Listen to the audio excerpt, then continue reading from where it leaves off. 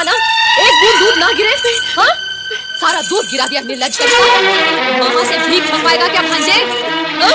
भाभी, गाय की ठोकर से गिर गया, मैं निकाल देती हूँ। चल निकाल जल्दी। हाँ। ले बेटा। आजा आजा, काली आजा। अरे रे, कहा था ना, एक बूंद दूध ना गिरे। हाँ? सारा दूध गिरा दिया निर्लज करके। मामा से भीख मंगवाएगा क्या भांजे? हाँ? भाभी, गाय की ठोकर से गिर गया, मैं निकाल देती हूँ। चल निकाल जल्दी। हाँ। ले बेटा। आजा आजा, काली आजा।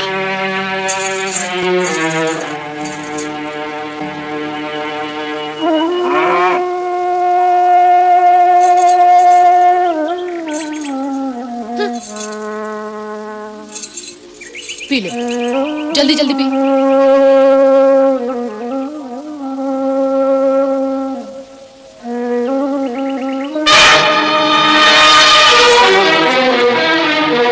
तू क्या देख रहा है आंखें चौड़ी करके?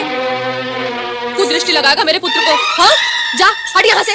गाय चराने लेकर जा। जा कह रही हूँ ना। ले और दूध पी ले।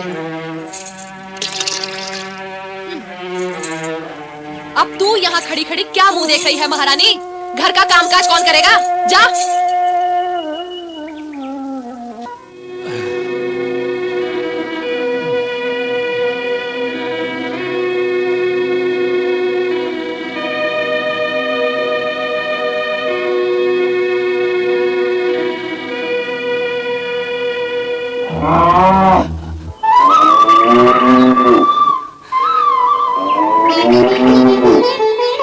लो बहन, ये मिष्ठान तुम्हारे और उपमन्यु के लिए एक यजमान ने दिए हैं। तारा को पता चलता तो ये मिष्ठान पुरंदर को दे देती। लो, तुम और उपमन्यु खा लो। ये लो। मामा, मिष्ठान लाए हो हमारे लिए? हाँ उपमन्यु, ये मिष्ठान तुम्हारे लिए है। लो बेटे। मिष्ठान, लड्डू। तुम्हें लाज नहीं आती? अपने पुत्र को मिष्ठान ना देकर पराये पुत्र को प्रसन्न कर रहे हो? हाँ? अरे कैसे पिता हो? धिक्कार है ऐसे पिता पर। उपमन्यु क्या पराया है? मेरी बहन का पुत्र क्या पराया है? भांजे पराये होते हैं क्या? ओहो, भांजे के मामा जग में पहले अपने पुत्र के लिए विचार करते हैं, भांजे के लिए नहीं। और ये दोनों माँ पुत्र, इन्हें तनिक भी लाज नहीं आती। जानती है, पुरंदर के खाए पिए बिना इस घर में कोई कुछ भी खाता पीता नहीं। फिर भी मीठा खाने के लिए न जाने कितने जन्मों से इन माँ पुत्रों की आत्मा व्याकुल थी कि इस मिष्ठान पर आंखें गड़ी हुई हैं। हाँ? आज इन्हें दंड स्वरूप भोजन ही नहीं मिलेगा। हाँ, समझे? चलो तुम अंदर, चलो, चल। हाँ बेटा, भाग्य का लेखा कोई नहीं मिटा सकता।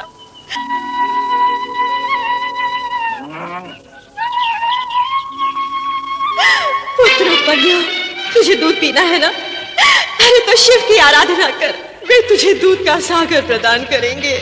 शिव की आराधना कर, शिव की आराधना कर पुत्र। हाँ माँ, मैं शिव की आराधना करूंगा, अवश्य करूंगा। अब मैं घर नहीं आऊंगा। दूध के लिए नहीं, तुम्हारी दुख दूर करने के लिए मैं शिव की आराधना करूंगा। जब मैं भगवान शिव की शरण में जाऊंगा तब तुम्हारे दुखों का अंत हो जाएगा माँ।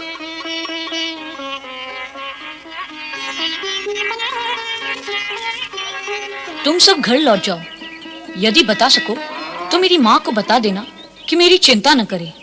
उससे कहना कि तुम्हारा पुत्र तुम्हारी आज्ञा का पालन कर भगवान शिव की शरण में चला गया है। जाओ गौ माताओं, घर चली जाओ।